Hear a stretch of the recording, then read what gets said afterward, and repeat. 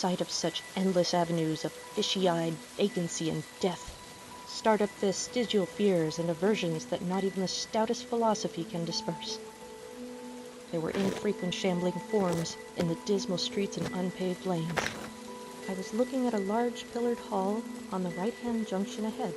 The black and gold sign on the pediment was so faded that I could only with difficulty make out the words, Esoteric Order of Dagon. This, then, was the former Masonic Hall, now given over to a degraded cult. We drew up in front of a tall, cupola-crowned building with remnants of yellow paint and with a half-effaced sign proclaiming it to be the Gilman House. At once proceeded to check my valise in the shabby hotel lobby.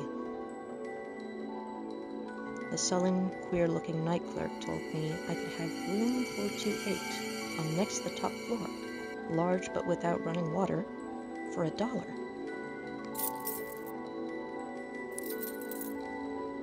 My room was a dismal rear one, with 2 windows and bare, cheap furnishings, overlooked a dingy courtyard otherwise hemmed in by low, deserted brick blocks, and commanded a view of decrepit westward stretching roofs. At the end of the corridor was a bathroom, a discouraging relic with ancient marble bowl, tin tub, faint electric light, and musty wooded paneling around all the plumbing fixtures. Another thing that disturbed me was the absence of a bolt on the door of my room. In my nervousness, I looked around and discovered a bolt on the clothes press, which seemed to be of the same size, judging from the marks, as the one formerly on the door. I busied myself by transferring this hardware to the vacant place with the aid of a handy 3-in-1 device, including a screwdriver which I kept on my keyring. The bolt fitted perfectly. The lock of my door was being tried, cautiously, furtively, tentatively. Malign purpose was all I could think of. The one thing to do was to get out of that hotel alive as quickly as I could through the less solidly built connecting doors of the rooms. I lunged again and again at the thin paneling with my left shoulder, heedless of shock or pain. Finally, the connecting door gave. I saw that the jump would be desperately hazardous because of the steep surface on which I must land. For out of an open door in the Gilman House, a large crowd of doubtful shapes was pouring.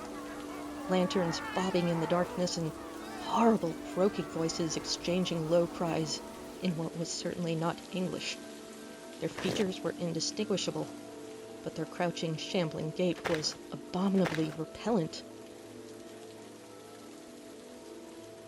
I noticed the red-faced, bushy-bearded, watery-eyed old man in nondescript rags.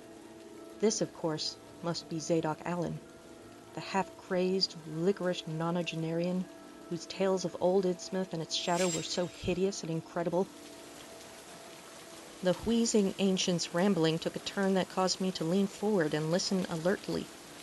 He bent toward me and hissed out some hints that could not be mistaken.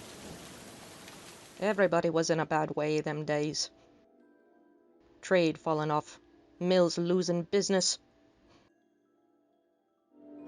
Never was nobody like Cap'n Obed. Old limb of Satan. I can mind him a-telling about furrin parts and calling all the folks stupid for going to Christian meetin' and bearing their burdens meek and lovely. Says they ought to get better gods like some of the folks in the Ingies. Gods as would bring 'em good fishin' in return for their sacrifices, and would really answer folks' prayers.